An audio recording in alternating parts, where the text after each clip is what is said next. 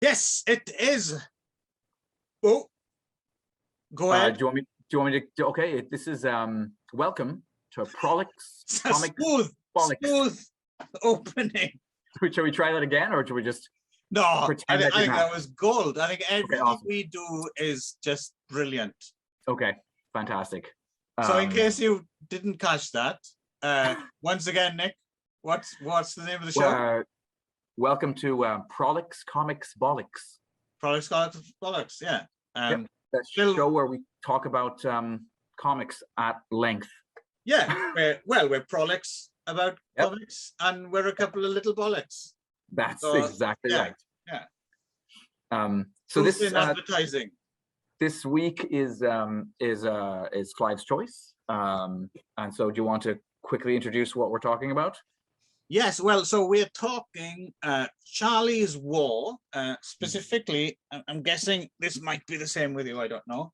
We're talking the Titan books, Charley's War, the collected Charley's War, although not quite all of it. And I want to talk to you a little bit about that, Nick, because I suspect you might know more than I do. So, yeah, A Boy Soldier in the Great War by Pat Mills and drawn by Joe Colquhoun, who I didn't know much about. I knew about Pat Mills. We'll get to Pat Mills.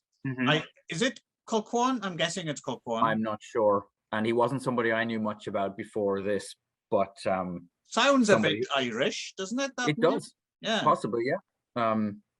But I have to say, having read this, I'm hugely impressed by his work.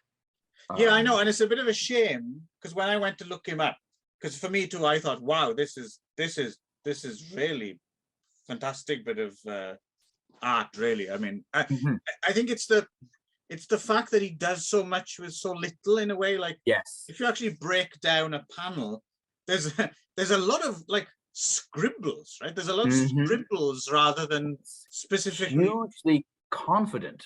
Yeah, exactly. You know what I mean? Like there's just an absolute mastery of understanding of how to put down information in the most quick and kind of because like if you look at like the strokes of the pen and where they've gone and everything, you can imagine, yes, like you said, someone who didn't know what they were doing, to know that that's going to add up to what it adds up, because it really is.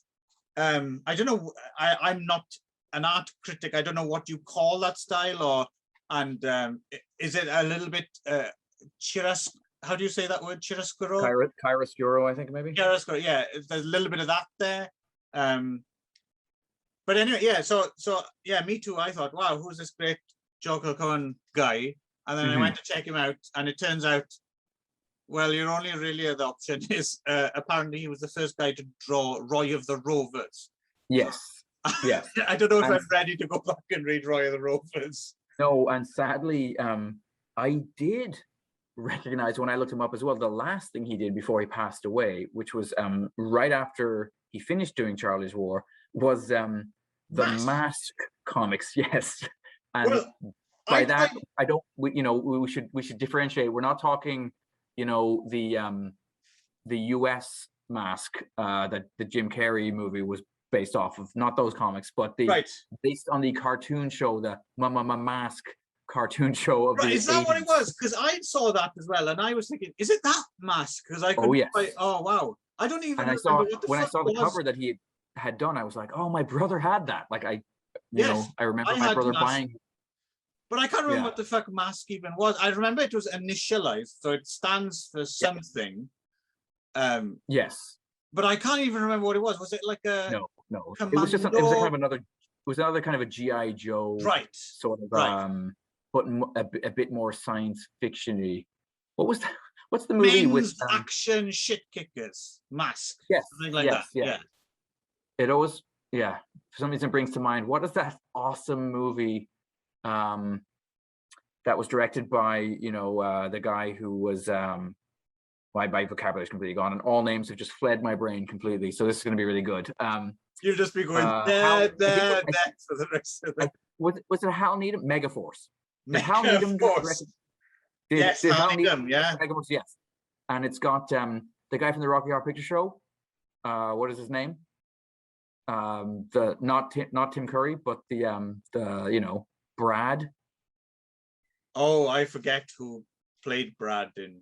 I only remember Susan Sarandon was. And her incredible knocks.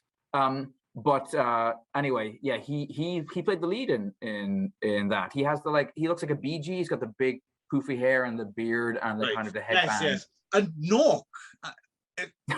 Weren't the Knocks the bad guy aliens in the Banana Man? Yeah, I think so. Yeah.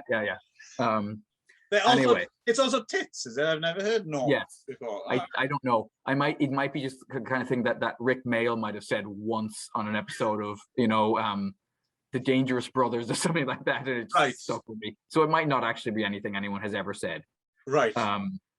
But anyhow, so yes, back to Joe. Joe is a brilliant artist, and I think he definitely elevates the material here. Yes, I'd like to see him draw Knox, actually, to see. Well, I think he doesn't have much of a chance to draw women in this, to be honest. Although when he does, they're definitely cute. It's a bit of a sausage fest. That World War One, sadly. Yes. Yes. So this is the subtitle: A Boy Soldier in the Great War. So it is about young Charlie Bourne, who enlists. He's underage, but he manages. They're so desperate for cannon fodder, basically, and he enters goes to fight, and he's very kind of guts and glory to begin with, and then basically it's a comic about how fucking horrible the First World War was. Which is fascinating when you consider where it was published, right? Because if the British war comics, and so a few other things that probably need to be said is for people who don't know what English comics are like, they should pick up this Battling Britons, which we've mentioned before, which is reviews and of exactly what Nick is about to talk about. So I can remember being a kid and seeing things like Battle and Warlord, and there were several other kind of titles, these kind of war comics. But I think the thing that American readers and Canadian readers don't really understand about English comics, unless they've read them, is that they are published weekly, not monthly. Yeah. And that they have multiple stories in them, right? That it's not one. And also they're predominantly black and white, which is something they share with Japanese comics. Color still being a bit of an anomaly, whereas I'm guessing that was the norm in American comics, right? And that the action, it tends to be fast and furious, because in the case of Charley's War, it was 3-page installments for quite a while, right? Which is not a lot of space, right? To be able to kind of do something, and it really is quite impressive that the stories don't. I can remember a friend of mine, my friend Tavis, first reading reprints of 2000 AD stories, and him being amazed by how they would recap every 5 pages, because he had no context for the fact that the way they were published. So they were letting the reader know how the last, what was the cliffhanger of last week's in case they missed it. Judge Dredd, but they, there's a little bit of that here, but really for the most part, it kind of just flows. Ebbs and flows. It didn't feel like it was that stilted. Surprised at that. Basically, the opening first panel, or maybe even just half of it, is pretty much just a recap of what happened at the very end of the last, and also you get the little text box for slightly larger context. But no, it's pretty much boom. There's not much. You don't have to skip, because I know this. It works.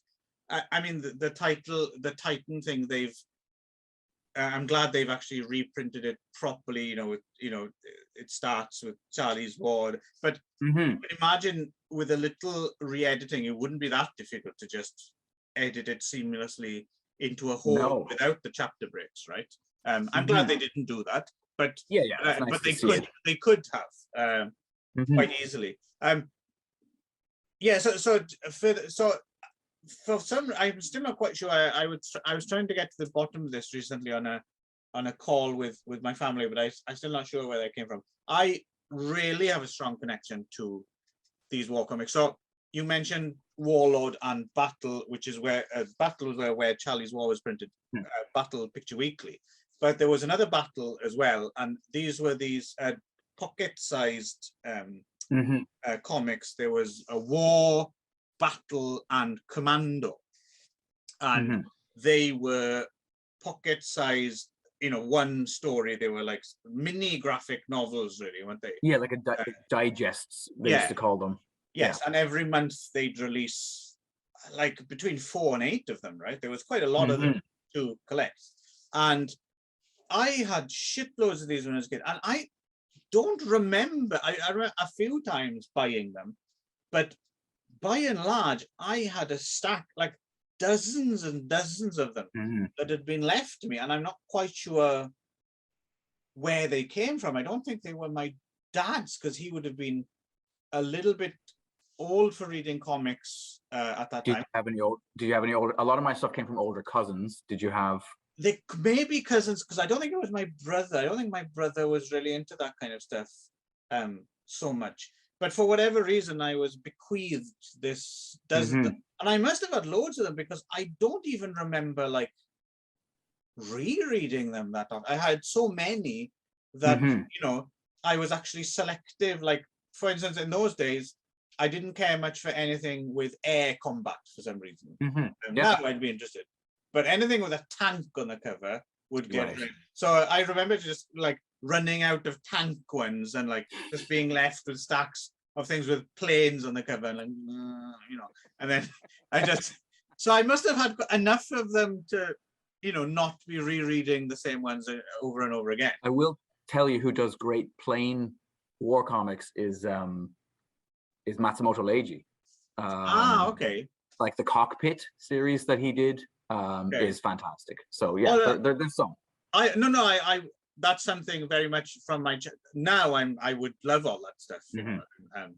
I think it's because I wasn't raised on Biggles, maybe. Right. I didn't have a taste for for that. A few generations before, right? And we only had that crappy film with Peter Cushing in it. Yes.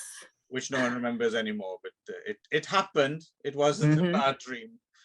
So anyway, so you had those. So I was very primed. So I was very familiar with them. But yes, this played out in the pages of Battle Picture Weekly, like you said, was an anthology thing. So what's fascinating, I think, about that just is when you consider, generally speaking, the kinds of stories that tended to run in those comics, they tended to be fairly rah, let's go, the digest stuff.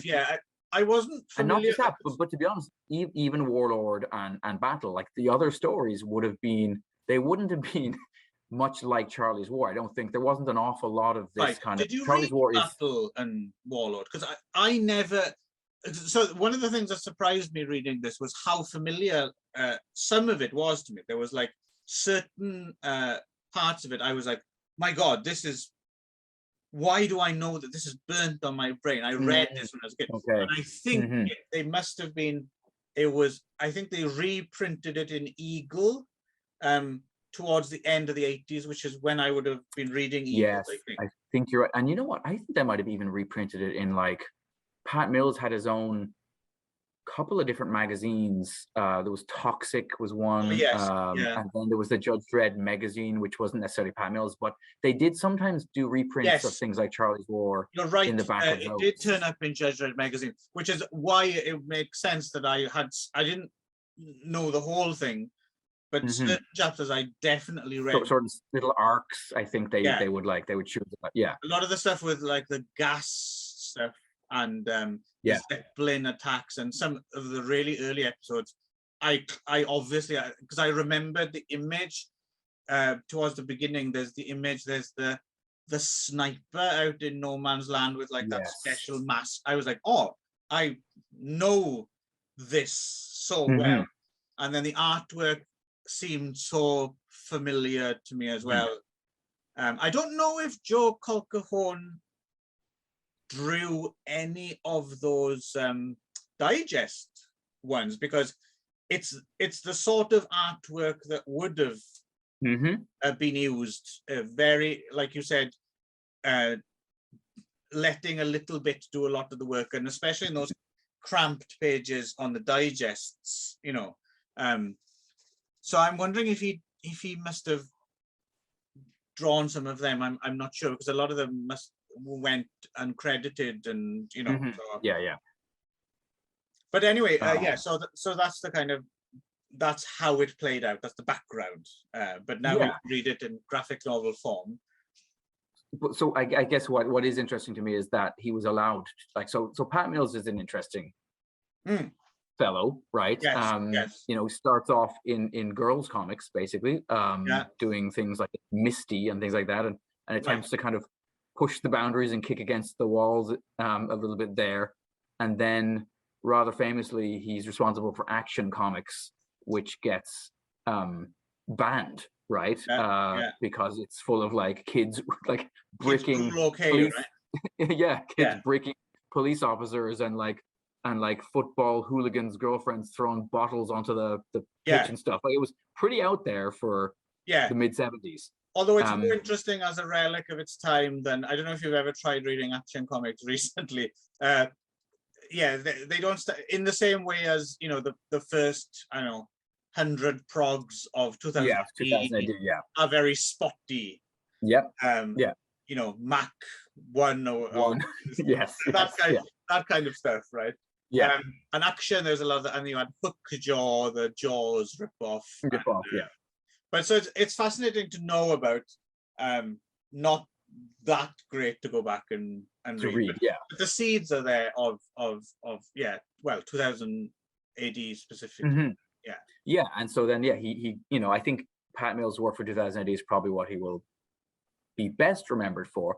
But then, so what's interesting is I knew that he had done this at the same time. So when I was a kid, I was an enormous fan of Nemesis the Warlock, his Slain stuff, stuff he did, the Cursed Earth story for Judge Dredd quite early on.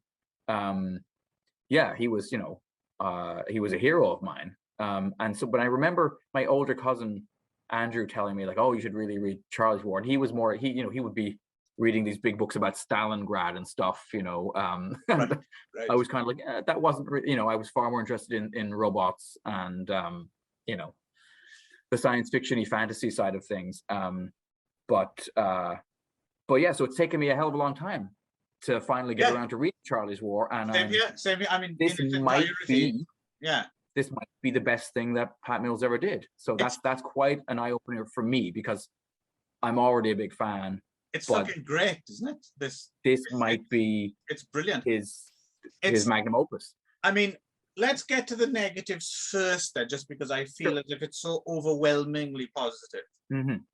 I would say, even though you're right, that, you know, it is for instance, the enemy, in this case the Germans, are slightly more sympathetic than would be usual in some of the more jingoistic. Although that said, there are gems to be found in the Battle, War, and Commander Picture libraries. Some of them did have, you know, well-rounded German characters. Wasn't there actually a Battle Picture Weekly? I just realized, even though I didn't read it at the time, I do have a collection here of some strips from it. And I think there were some, didn't they even draw some strips that were from a German point of view? Yes, but not Nazis, but more like, you know, like, well, that's the thing, is that that's the one safe split you can always go to during especially the Second World War in that case. Is you can always have these non-Nazi German soldiers, right? It's like it's the same thing they do in the Peckinpah movie Cross of Iron as well. Like James Coburn isn't a Nazi; he's a German soldier.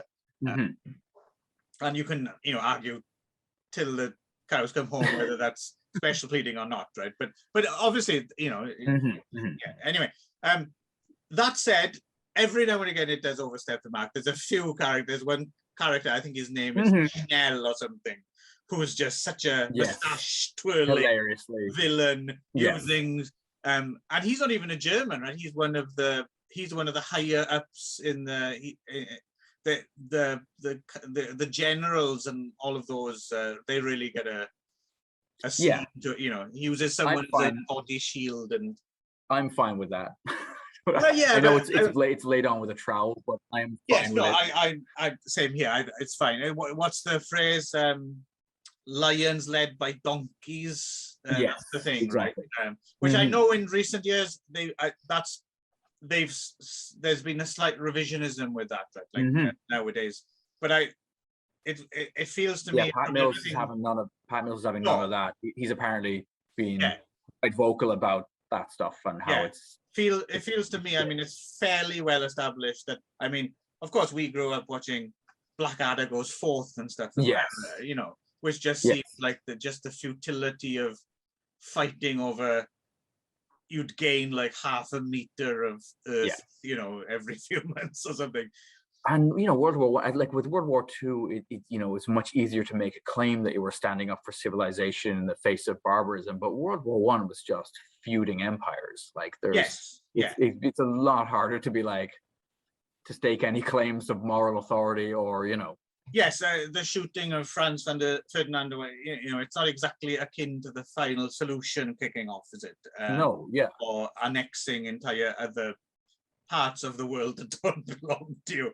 But the other thing as well, so we spoke probably in an episode that no one will ever see when we first started trying to do yes, actually literary respect, not yeah, Prolix. We did speak to Pat Mills' research when it came to Slain, yeah. right? And again, this Titan version as well has what's quite welcome. At the end, it has these like a commentaries that Mills has Yes, yeah. written about Thought each those were chapter, really good. and it goes into what his research process was and what he read, and so again, clearly he's really done his homework, right? Whether it's ancient Celtic mythology or the First World War. He's a guy who really likes to marinate in the subject matter before. And what's really remarkable about that to me as well with Pat Mills, and we talked when we were talking Slay. I remember saying to you specifically about Slaying the Horned God is it's not just that it's a good comic and it's a fun read and all that, but it flows in the way a comic should, because the amount you have to read text wise compared to what you look at, you never slow down, so you can flip ahead or you can bask in, and the text matches it. It's just like it's almost a perfect comic Slaying the Horned God in that way. So the way that Pat Mills, because you can imagine Pat Mills has got all this information, it must be very tempting to cram everything in. Overload too much text. To read like a novel or something. But he's very sparing. And with Charley's War as well, I mean, it's just, I was racing through it, but at the same time, I was taking just enough time to take it all in visually as well. Yeah, I did more poring over the images than I expected to. Actually, I was several times just stopped amazing, some amazing composition at some of the and I think Pat Mills has a really good eye for seeing what's going to make a powerful image. Like, for example, like the horses in gas masks.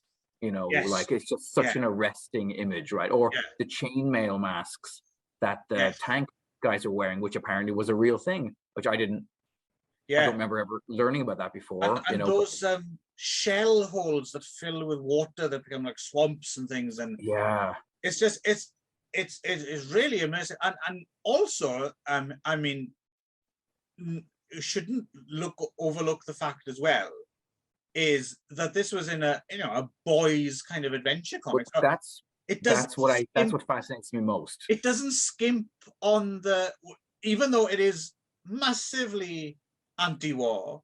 There's nothing gung-ho about it anyway. I have to admit, it's one of the few comics that actually choked me up close to tears at part in it. And that's no hyperbole. I genuinely was choked up. I don't know how you got on with that, but I had a lump. But at the same time, the action set pieces are very good. It's really exciting. Yes. And just Charley's War what an achievement. I now I get it. I understand why everyone bangs on about Charlie's War. It is one of the greats, right? And there's a few moments in it. I guess I don't want to give spoilers away, but they're, like, again, for the time, I don't remember in English comics aimed at 11 or 12-year-olds, anybody feeling so free to kill off, which, I mean, makes sense. Yeah. World War One, of course, plenty of people should be dying, but, there's a particularly grisly part where Charlie shows up with a bag with the remains of one of it. And it's just, I was like, holy crap. Oh, yeah, yeah. It was like PTSD as well, the shell shock. I mean, yeah, no, it doesn't shy away from that stuff. And there's the poor guy who's got this horrible weeping eyes, like, yes, that started to kind of just turn my stomach at a certain, and yet he's a really sympathetic character and kind of a humorous character, but it's such a grim, gross image of this, And there's some rich viewpoints as well. For instance, there's that whole section where, there's that guy on their own side, a CEO, who straps them to the wheels of those artillery shell things as torture, and he's drawn to look quite a bit like Oliver Hardy, which I thought was was great. And the other person, I'll teach you, Stan. Yeah, and the other thing I was going to mention that I couldn't help but see, but Sergeant Bill Tozer or whatever his name is, kind of absolutely what's his name, Davies, Windsor Davis, yeah, absolutely lovely boy. Yeah, I couldn't not read it in his voice, with a little kind of mustache. Yes, and believe it or not, this comic is even better than an episode of It Ain't Half What Mum. Yes. Difficult as that is to believe. So one thing I wanted, I mean, you're quite free to take the floor if you've got some more things to say as well, but one thing I wanted to clear up with you first, because I'm not sure about this. So the Titan collected Charlie's War is the canonical Charlie's War, which Pat Mills said was, this is where it begins, this is where it ends, this is what I lay claim to as Charlie's War, right? But apparently it did go on a bit, right? Like, there's some stuff, there's some stuff in Russia, and I think maybe there's the early days of the Second World War as well. Although that stuff, I think, is written by somebody else. Yes, it is, and it's drawn by someone else as well, I think. And it's post, so Charlie's War ran 79 to 86. So I think it's post that. So was that also in Battle Picture Weekly, or have you actually read that stuff? Or no. In fact, I mean, I haven't. I suspect I've got a different copy than you did, because what I have is possibly the Rebellion. Like I had this one. Okay, so I'm think what this is I think what you've got plus like a couple of other volumes. Okay, so where does yours end? Mine ends with him back in England after the kind of the Zeppelin bombing stuff, but he hasn't gone back to the front yet. But my understanding is that there is another volume or two of equal size to what I read that takes place, that is part of Pat Mills' run. No. I because that's what you confused me. I mean, you might be right, but I think you're also wrong there, because I think what happened was they did put out this collected one, which you have as well, it seems. Originally, that was split into like 4, and the Zeppelin stuff would have happened in the last. So I think this is the entire Charlie's War that Mills approves of, and I think anything beyond that he doesn't. Now, I could be wrong. I stand to be corrected, but that's the way I understand it at the moment. But from, I guess maybe it was, I read the Wikipedia entry because I was trying to figure out. And yes, that's what I was doing as well. It did feel to me as though there was a bunch after, like quite a lot of story after that Pat Mills had still written. Anyway, I may buy the second volume just out of interest's sake. And in fact, I certainly will, I would think, just because I enjoyed that first volume so much. Right. It says here that the Titan book released the bulk of Pat Mills' run of Charlie's War in 112-page hardcover anthologies, right? Well, that's the thing. The one I have, and I'm guessing you have as well, is closer to 400 pages. It is. You're right. Okay. So maybe that is most of it then. I would hang on. What's it say here? Omnibus edition contains the first 3 volumes plus the first few strips from volume 4. So maybe volume 4 is because the Rebellion ones have come out since this one, I think. Okay. As a part of the treasury of British Comics collection, isn't it? Which I'm sure we'll be coming back to. Yeah. Again. Doubtlessly. But yeah, I mean, I suppose from my perspective, I also think, you know, that this must have been coming out when the Falklands War is happening. Well, it would have started just. You said 79 to 86, right? Yeah, so Falklands is 82, right? So yeah. So again, like to be writing something that in many ways is very, that questions kind of authority, that questions military intelligence, that kind of makes the officer class seem like such self-serving pricks. I mean, to Pat Mills's, I think his knives are always sharpened for hypocrites. Like that's the running thing that goes through every, you know, everything he kind of writes. And he himself was, I don't know if he was personally a victim of well, certainly physical abuse, but I don't know if sexual abuse. But the De La Salle school he went to, I think, became notorious later on as one of the schools in England, right. where the Christian brothers were sexually abusing the kids. And so, you know, he's kind of one of those, I think he's one of those Irish Catholic English men, like either his parents are Irish or, you know, in that Johnny Rotten kind of a way. Right. Which explain his interest in Celtic mythology as well. Yes. But, you know, the hypocrisy of, so, you know, Thomas de Torquemada, the villain from Nemesis the Warlock, is apparently just one of the Christian brothers at his school. Right. And Judge Dredd was also inspired by one of the other, like the discipline master or whatever from the same school. Wouldn't want to meet him. Yeah. I wonder if he said Drock as well. Yes, as he headbutted you in the face. But you know, so, you know, to me, there was a bunch of things I didn't know about before I read those comics. Things like, you know, the basically, and then there was Third World War, right? Which is, I mean, I'm not a huge fan of in hindsight. It doesn't read that well now, but that was a comic that Pat Mills did for Crisis magazine, which was the first adult spin-off of 2000 AD. Right. And it was all about basically the, you know, multinational corporations exploiting like the third world, basically. Right. And this not kind to of be confused with Crisis of Infinite Earth and all that stuff. It's a different. Yes, yeah, definitely a whole other thing. Right. But you know, I think yeah, or you know, the history of like the conquest of America, like that was all stuff, you know, that kind of I learned through, weirdly enough, reading those comics. There was like a Nemesis story arc that was kind of all about the extermination of indigenous peoples. You know, it's just lots of heavy stuff to be putting out there into kids comics.